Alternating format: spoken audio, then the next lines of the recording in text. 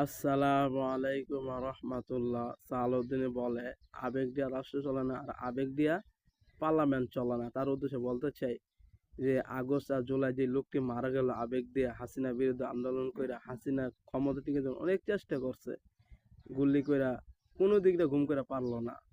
হাসিনা লাস্টে সিলিন্ডার হয়ে দেশটা পালাইলো। পরে তত্ত্বাবধায়ক সরকার আইলো, আর পরে নির্বাচন দিল। এই নির্বাচনের পরে আপনারা ক্ষমতা গেলেন, এই আবেগিক কারণে, লোকের কারণেই আপনারা ক্ষমতা গেলেন। পার্লামেন্টে গিয়ে আপনারা তাদেরকে অস্বীকার দেন। কোনো কথা আপনাকে তো লজ্জা করা দরকার ছিল। যে জুলাই যুদ্ধকে আপনারা আবেগ বলেন, হ্যাঁ? আপনাকে সন্তান তো মরেনি না, আপনারা কেন এটা আবেগ বলবেন?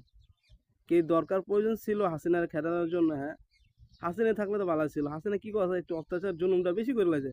তার নেতা চেতারা দেশের একবারে ধ্বংস করে ফেলাইছে।